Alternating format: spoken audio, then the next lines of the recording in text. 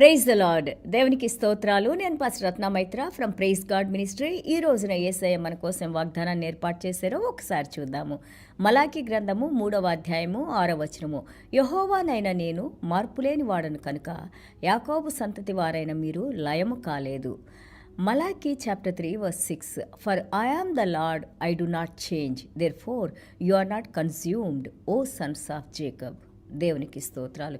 మనము we feel always we make God as if we can change God. దేవుణ్ణి మనం మార్చగలము అనుకుంటాం, లేకపోతే మనం ఏది చెబితే దేవుడు అదే చేస్తారని మనం అనుకుంటాము. దేవునితో అది కాదు. దేవుడు మారని దేవుడు. ఆయన నోటి మాట ఒకటి వచ్చిందంటే అది నెరవేర్చే దేవుడు. ఆయన ఆలోచనలు ఎప్పుడూ ఉన్నతంగానే ఉంటాయి. మన ఆలోచన ప్రకారం సరిపోల్చుకుంటానికి కానీ, లేకపోతే మన ఇష్టం వచ్చిన ప్రకారం దేవుని గురించి మాట్లాడటానికి కూడా మనం సరిపోమని మరొకసారి చెప్తున్నారు. ఎందుకంటే ఇక్కడ ఇమ్యూటబిలిటీ అంటారు. ఇమ్యూటబిలిటీ అంటే he is not a God who change not.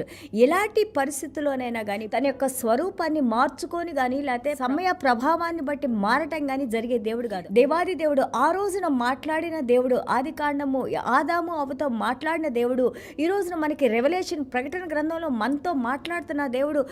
ఆ దేవుడు same, he is the same God. But only thing what he has done is, ఆయన చెప్పిన మాటలన్నిటిని కూడా, పాత నిబంధన చెప్పిన ప్రతి కార్యాన్ని నూతన నిబంధనలో ఆయనే ఈ భూమి మీదకి దిగివచ్చి మన కోసం ఆయన ప్రతి కార్యాన్ని నెరవేర్చి ఒక ఒక divine and human nature. So కాబట్టి మనం మాట్లాడేటప్పుడు because Jesus Christ has taken ఈ యొక్క దైవ స్వరూపాన్ని ఆయన విడిచి మానవ స్వరూపాన్ని తీసుకొని తన దైవికమైన అధికారంతో ఆయన మనల్ని పరిపాలించకుండా ఒక మానవునిగా తన్ను తాను తగ్గించుకొని, ఫిలిప్పీయుల పత్రిక 2లో ఉంటుంది, రిక్తునిగా సమస్తాన్ని ఆయన విడిచిపెట్టి ఆయన నీ కోసం నా కోసం నిన్ను నన్ను రక్షించడం కోసం మానవ రూపం ఎత్తి మానవునిగా జన్మించి ఆ యొక్క కష్టాల్లో, హెబ్రీయుల పత్రిక 5లో మనం చూస్తాము, ఆ యొక్క సమస్యల్లో, అంత భయంకరమైన శిలువ భారంలో, ఆ యొక్క సమస్యలో ఆయన విధేయతలో దేవునికి విధేయత చూపించి ఆ విధేయతను విడిచిపెట్టకుండా వచ్చిన కార్యాన్ని ఆయన కంప్లీట్ చేసి ఒక మానవునిగా కూడా ఏ విధంగా దేవునిలో నిలబడి ఉండొచ్చు, ఆ యొక్క యథార్థమైన సేవ చేయవచ్చు, యథార్థంగా దేవుని ఎదుట ఎలాగ ఉండొచ్చు, మనకి రెండు వైపులు కూడా దేవుడు మనకు చూపించాడు. నాణ్యానికి ఏ విధంగా రెండు వైపులు ఉంటుందో, ఒక దైవిక స్వభావం, ఒక మానవ స్వభావం. కాబట్టి మనము ఒక మానవునిగా యేసయ్యను చూసినప్పుడు we try to talk him like us, మనలాగా మాట్లాడటానికి మనం ప్రయత్నిస్తాము. కానీ but do not forget that he is the God, he is the creator. మనల్ని సృష్టించుకున్న దేవుడు, ఆ దేవుడే నీ కోసం నా కోసం చనిపోయారు. ఆయన మన కోసం ఈ యొక్క రహస్యాన్ని దేవుడు బట్టబయలుగా చేసి నిన్ను నన్ను ఆయన స్వీకరించారు. దేవునికి స్తోత్రాలు. ఫర్ ఎవర్ హీ సేమ్, ఎల్లవేళ ఎల్ల కాలము ఆయన అదే రీతిగా అదే విధంగా ఉండే దేవుడు. He has chosen us to change like him. ఆయన మనల్ని ఏర్పాటు చేసుకొని ఆయన స్వరూపంలోకి మార్చడానికి మనల్ని దేవుడు ఏర్పాటు చేసుకున్నారు.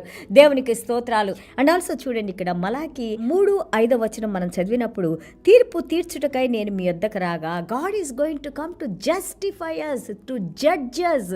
Judgement is going to come. But కానీ ఎవరైతే దేవుని యొక్క శిలువ మరణం యందు విశ్వాసం ఉంచి ఆ శిలువ మరణం ద్వారా యేసు క్రీస్తు ఆయన మరణించి సమాధి చేయబడి తిరిగి లేచారని ఆ ప్రభు మన హృదయంలోకి వచ్చినప్పుడు, మన పాపాలను ఒప్పుకున్నప్పుడు ప్రభు మన పాపాలు మోసారని, మన ప్రతి పాపాన్ని క్షమించగలిగిన శక్తి మన ప్రభులో ఉందని, ఆ యొక్క పునరుద్ధాన శక్తితో దేవుడు మనల్ని శుద్ధీకరించుకుని మన పాపాన్ని క్షమించినప్పుడు నువ్వు నేను దీని తర్వాత జరిగే తీర్పులోకి మనం రావని బైబిల్ గ్రంథం తెలియజేస్తూ ఉంది.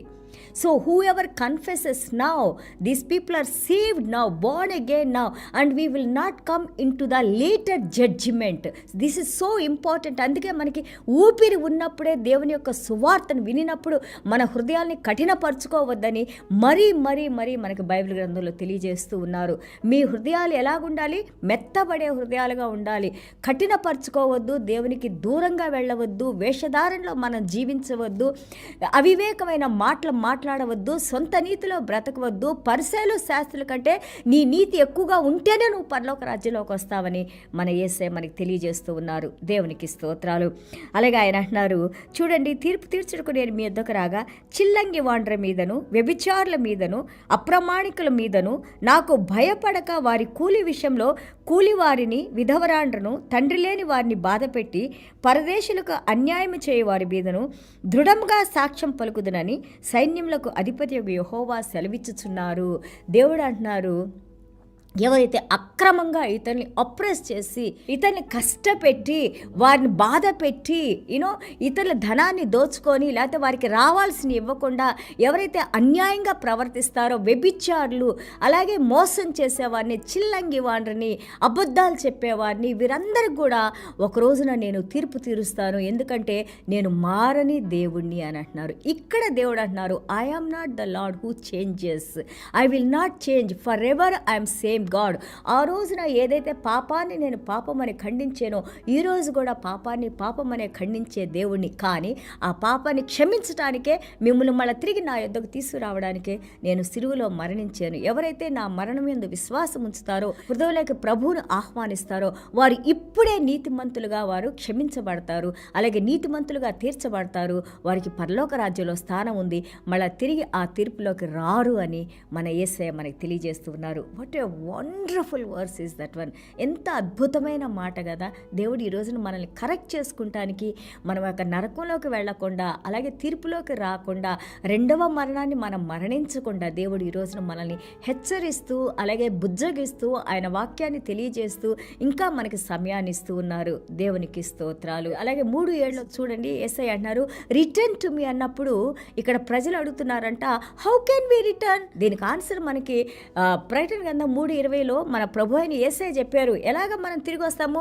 మీ హృదయం దగ్గరే నేను నిలబడి ఉన్నాను. ఎవరైతే నా స్వరాన్ని విని మీ హృదయాన్ని నా కోసం తెరుస్తారో నేను వారి హృదయంలోకి వస్తాను, వారిని క్షమిస్తాను, వారితో కలిసి సహవాసంలో ఉండటానికి, వారితో కలిసి భోంచేయటానికి, వారితో కలిసి జీవించడానికి నేను సిద్ధంగా ఉన్నానని మన ప్రభు చెబుతూ ఉన్నారు. ఈ రోజున మీరు ఆలోచించుకోవచ్చు, మలాకీలో చెప్పారు, బట్ ఈ రోజున ఇన్ని పాపాలు చేసిన నన్ను, ఇన్ని అబద్ధాలు చెప్పి ఇన్ని మోసాలు చేసిన నన్ను దేవుడు క్షమిస్తారా?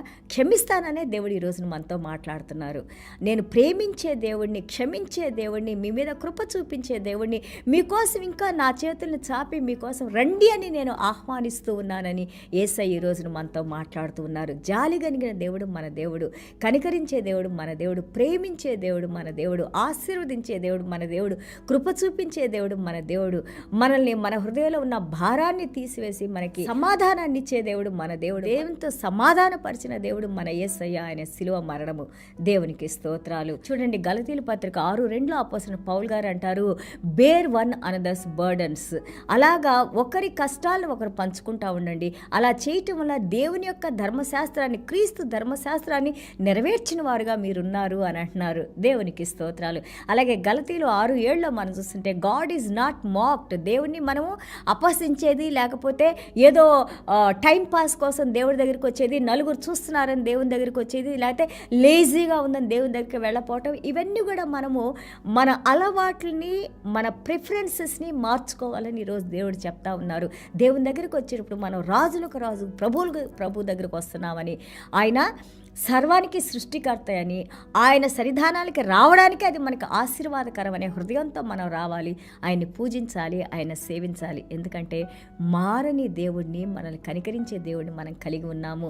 అలాగే చూడండి, మనము ఇక్కడ అపోస్తలుడైన పౌలు గారు అంటున్నారు గలతీయులు 6:7, మీరు మంచి చేయడానికి అలసట చెందబాకండి, even though it is tiring to you. అది అలసట కలిగించినా కానీ మనం మంచి చేయటం కంటిన్యూ చేసి మానకుండా ఉన్నప్పుడు సరైన సమయంలో దాన్ని కోసుకుంటానికి, ఆ పంటను మనం అనుభవించడానికి దేవుడు మన కృపను అనుగ్రహిస్తారు. Do not be worried, do not be lazy, do not feel tired, because God is the one who gives us reward. And also గలతీయులు 6:4 let us examine our own work.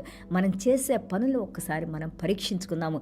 అది మన పేరు కోసం చేస్తున్నామా? నిజంగా దేవుని ప్రేమించి మనం దేవుని నామం కోసం చేస్తున్నామా? దేవుని సువార్త నిజంగా అందరూ వినాలని మనం ప్రకటిస్తున్నామా? ఇది కూడా పరీక్షించుకోమంటున్నారు.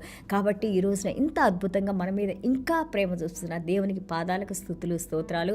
ఈ అందిన వాక్యాన్ని మీ హృదయంలో పెట్టుకోండి. అటు ఇటు తొలగిపోకుండా, సాతాను దొంగిలించకుండా ఈ వాక్యం వల్ల భయభక్తులు కలిగి మనం నడుచుకున్నప్పుడు దేవుడు మనల్ని, మన కుటుంబాలని, మనం చెప్పే వాక్యాన్ని వినిన వారందరినీ కూడా ఆశీర్వదించి ఆయన బిడ్డలుగా అనుదినము ఆయన మనల్ని నడిపిస్తూ ఉంటారు. దేవునికి స్తోత్రాలు. చిన్న ప్రార్థన చేసుకుందాం.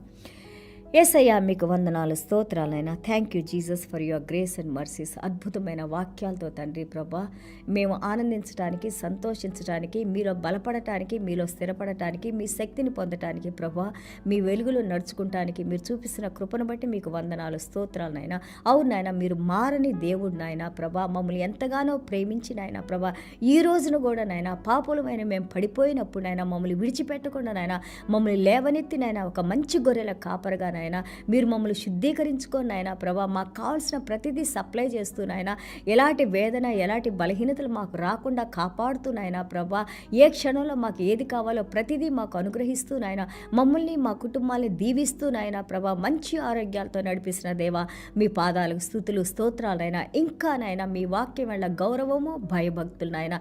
అలాగే తండ్రి ప్రభా, ఈ వాక్యానికి ఎంతమందికో పంచిపెట్టాలని ఆ యొక్క హృదయంలో ఆ యొక్క ఆలాపన మీరు కలిగించి నాయన ప్రభా, ఆ స్ఫూర్తితో మేము యొక్క వాక్యాన్ని ప్రచురణ చేయడానికి, మిమ్మల్ని నాయన ప్రభా మహిమపరచడానికి మాకు కృప చూపించమని, మాలో ఉన్న ప్రతి బలహీనత నుండి విడుదల కలుగు చేయమని యేసయ్య దివ్యమైన నామములో తండ్రి ఆశీర్వదించి ప్రార్థన చేస్తున్నాం తండ్రి.